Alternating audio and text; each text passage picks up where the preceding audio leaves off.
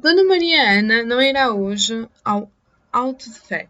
Está de luto por seu irmão José, o imperador da Áustria, que em pouquíssimos dias o tomaram as bexigas verdadeiras e morreu delas, tendo somente 33 anos. Mas a razão por que ficará no resguardo dos aposentos não é essa.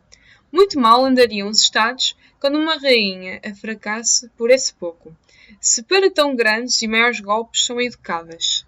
Apesar de já ir no quinto mês, ainda sofre dos enjoos naturais, que no entanto também não bastariam a desviar da devoção e os sentidos de vista, ouvido e cheiro da solene cerimónia, tom levantadeira das almas, ato tom de fé, a procissão compassada, a descansada leitura das sentenças, as descaídas figuras dos condenados, as lastimosas vozes, o cheiro da carne estalando quando lhes chegam as labaredas, e vai pingando para as brasas a pouca gordura que subjou dos cárceres.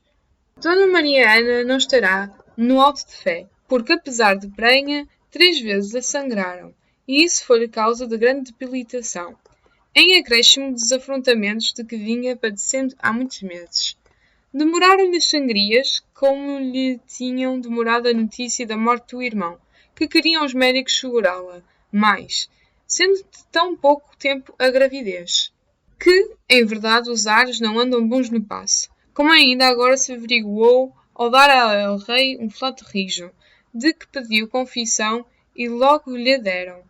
Pelo bem que sempre faz à alma, mas terão sido imaginações suas, que tudo se desatou num bom sucesso quando o purgaram. Afinal, era só uma tripa empedernida. Está o palácio triste, sob a tristeza em que de costume está, com o luto que el rei mandou dar a toda a sua casa, e ordem para que os títulos e oficiais dela o pusessem, como ele o pôs, fechando-se 8 dias e tomando 6 meses de nojo, 3 de capa comprida e 3 de capa curta, por demonstração do grande sentimento da morte do imperador, seu cunhado.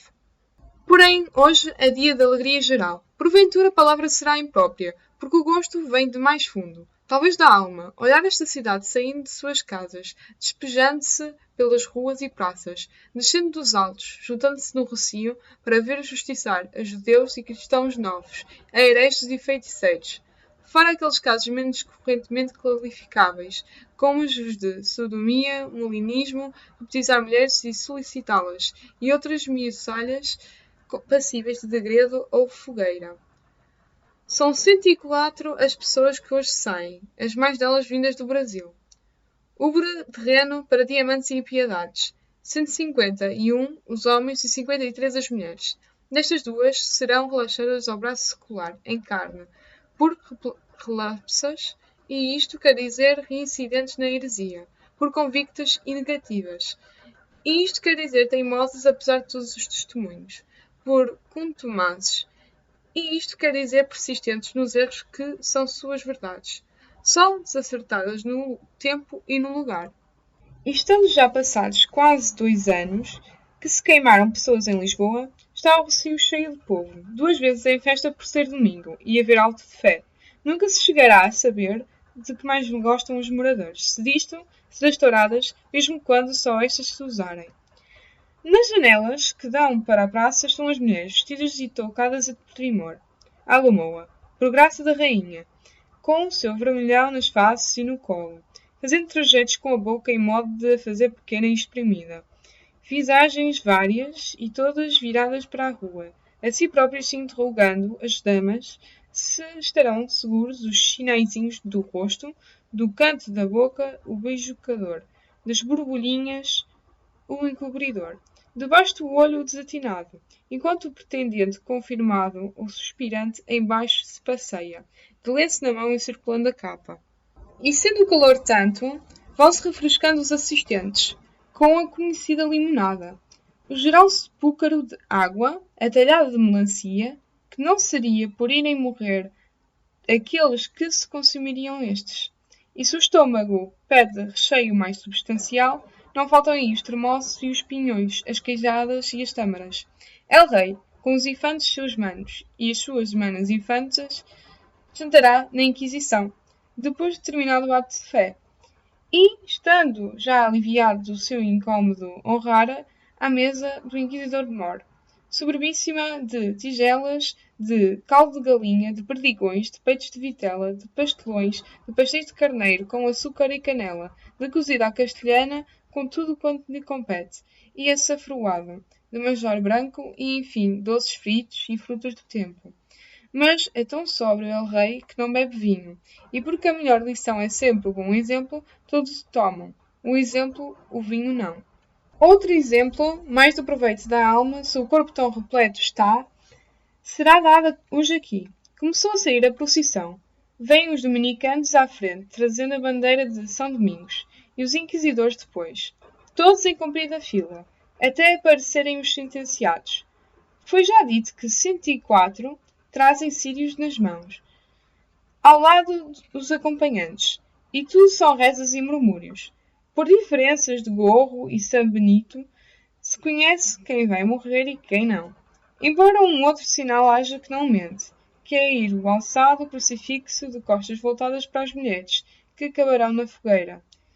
Pelo contrário, mostrando a sofredora e benigna face àqueles que desta escaparão com vida, maneiras simbólicas de se entenderem todos quanto aquilo que lhes espera.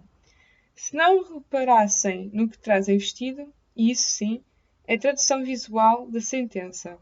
O sambetino amarelo com a cruz de Santo André a vermelho para aqueles que não merecem a morte. O outro, com as chamas viradas para baixo, dito fogo revolto, se confessando as culpas a evitaram. E a samarra cinzenta, lúgubre cor, com o retrato condenado cercado de diabos e labaredas, o que, passada em linguagem, significa que aquelas duas mulheres vão arder não tarda. Pregou Frei João dos Mártires, provincial dos Arrábitos, e, certamente, ninguém o estaria merecendo mais, se nos lembrarmos de que Arrábido foi o frade cuja virtude Deus coroou engravidando a rainha. Assim aproveita a prédica a salvação das almas, como aproveitarão a dinastia e a ordem franciscana em sucessão assegurada e prometido convento. Grita o povinho, furiosos impropérios aos condenados, guincham as mulheres debruçadas dos peitoris, alusam aos frades. A procissão é uma serpente enorme, que não cabe direita no recio, e por isso se vai curvando e recurvando como se determinasse chegar a toda a parte a oferecer o espetáculo edificante a toda a cidade. Aquilo que ali vai é Simeão de Oliveira e Sousa, sem mistério nem benefício, mas que do Santo Ofício declarava ser qualificador, e sendo secular dizia missa, confessava e pregava, e ao mesmo tempo que isto fazia, proclamava ser herege e judeu. Raro se viu confusão assim. E para ser ela maior, tanto se chamava Padre Teodoro Pereira de Sousa como Frei Manuel da Conceição, ou Frei Manuel da Graça, ou ainda Belchior Carneiro, ou Manuel Encastro, que sabe que outros nomes teria e todos verdadeiros, porque deveria ser um direito do homem escolher seu próprio nome e mudá-lo 100 vezes ao dia. Um nome não é nada. E aquele é Domingos Afonso Lagareiro, natural e morador, que foi em Portel, que fingia visões para ser tido por santo, e fazia curas usando de bênçãos, palavras e cruzes e outras semelhantes superstições. Imagine-se, como se tivesse sido ele o primeiro.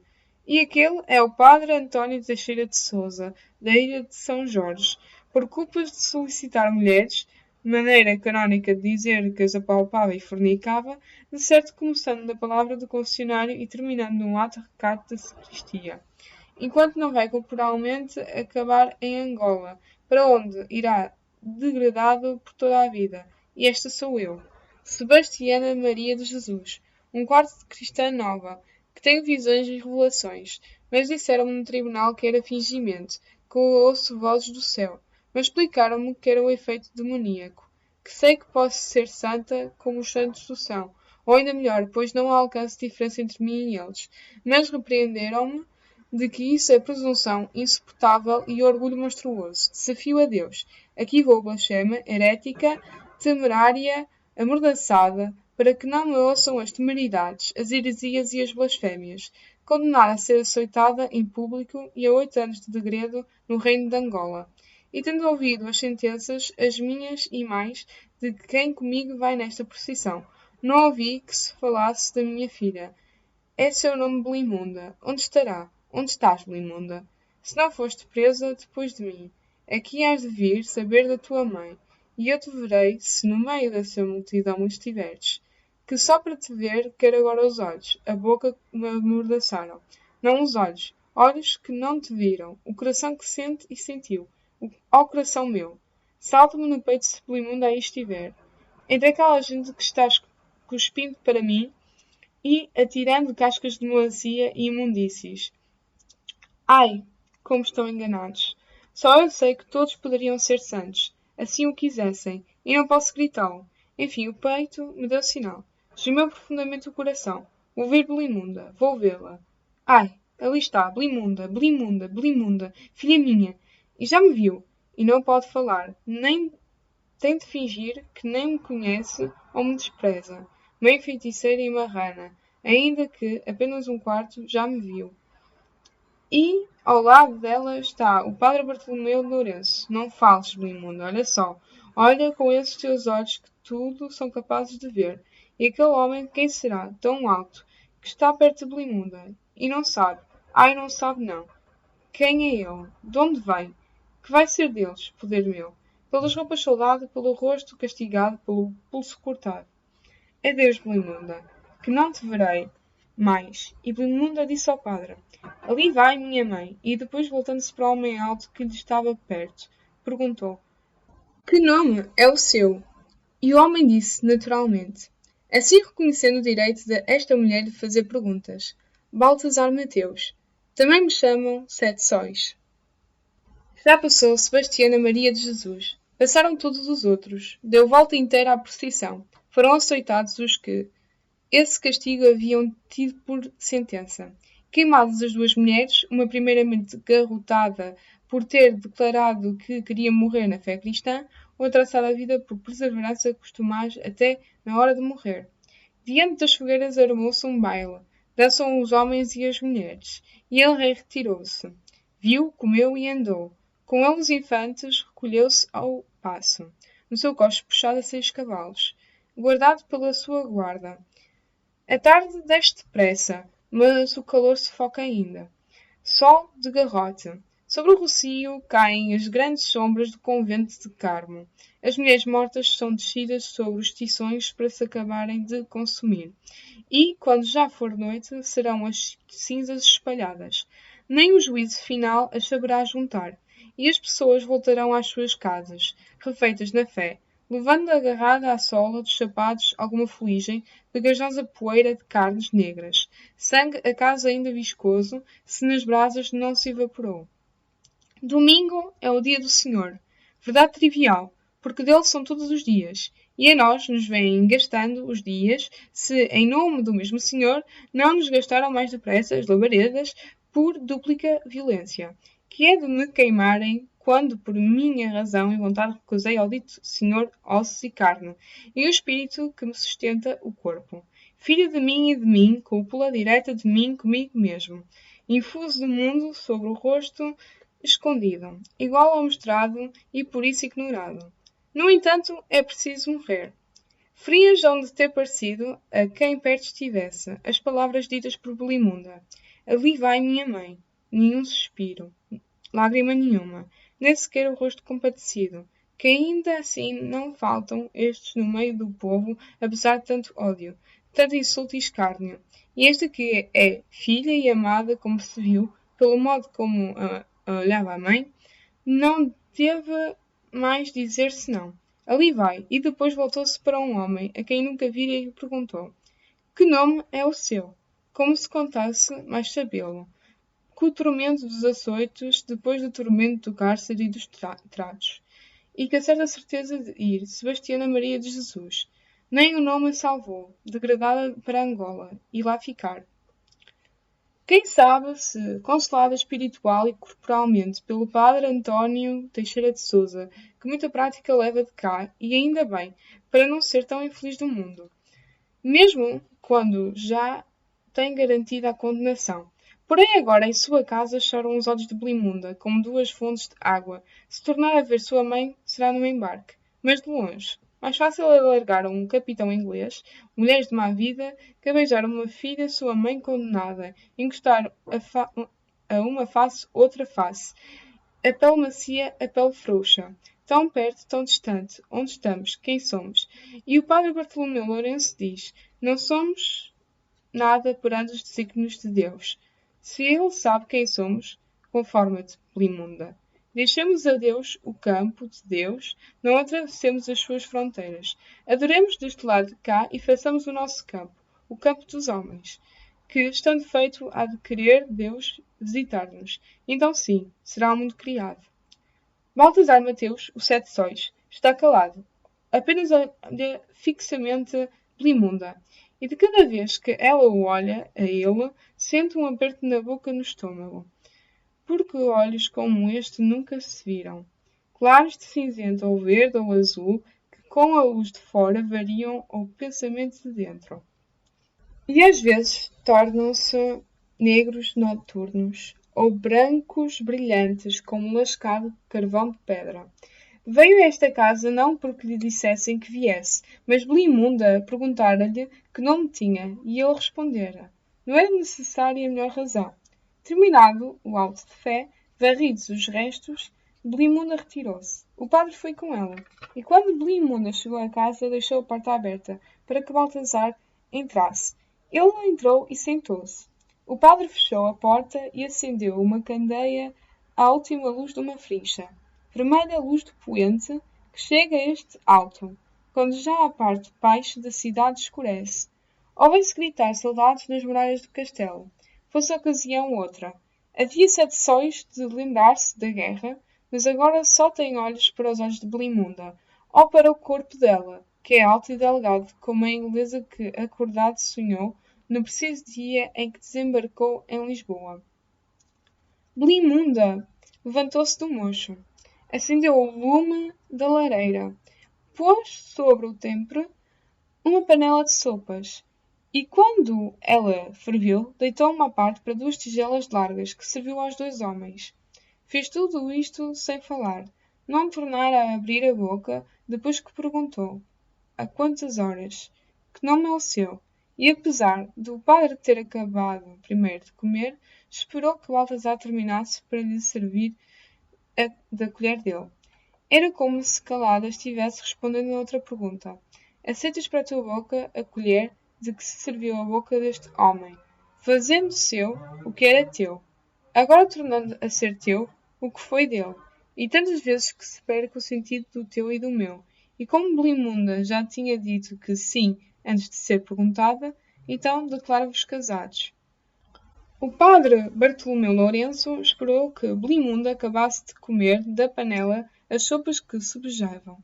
Deitou-lhe a pensão, com ela cobrindo a pessoa, a comida e a colher, o regaço, o lume da lareira, a candeia, a esteira no chão, o punho cortado de Baltazar. Depois saiu. Por 1 hora ficaram os 2 sentados, sem falar. Apenas uma vez Baltazar se levantou para pôr alguma lenha na fogueira, que esmorecia, e uma vez Blimunda esprevitou o morrão da candeia, que estava comendo a luz, e então, sendo tanta a claridade, pôde 7 sóis dizer: por que foi que perguntaste o meu nome? E Blimunda respondeu: porque minha mãe o quis saber, e queria que eu o soubesse. Como sabes, se com ela não pudeste falar? Sei que sei. Não sei como sei. Não faças perguntas. É que não posso responder. Faço como fizeste. Vieste e não perguntaste porquê. E agora, se não tens onde viver melhor, fica aqui. Hei de ir para Mafra. Tenho lá família, mulher, pais e uma irmã. Fica enquanto não fores. Será sempre tempo de partires. Por que queres tu que eu fique? Porque é preciso. Não é razão que me convença. Se não quiseres ficar, vai-te embora. Não te posso obrigar. Não tenho forças que me levem daqui. Deitaste-me um encanto. Não deitei tal. Não disse uma palavra. Não te toquei. Olhaste-me por dentro. Juro que nunca te olharei por dentro. Juras que não o farás e já o fizeste. Não sabes de que estás a falar. Não te olhei por dentro. Se eu ficar, onde durmo? Comigo. Deitaram-se. Blimunda era virgem. Que idade tens? Perguntou Baltazar, e Belimunda respondeu: 19 anos. Já então se tornara muito mais velha. Correu algum sangue sobre a esteira, com as pontas dos dedos médio e indicador umedecidos nele. Belimunda persignou-se e fez uma cruz no peito de Baltazar, sob o coração. Estavam ambos nus. Numa rua perto ouviram-se vozes de desafio. Bater de espadas, correrias. Depois o silêncio. Não correu mais sangue. Quando de manhã Baltazar acordou, viu Belimunda deitado ao seu lado, a comer pão de olhos fechados. Só os abriu, cinzentos àquela hora, depois de ter acabado de comer, e disse: Nunca te olharei por dentro.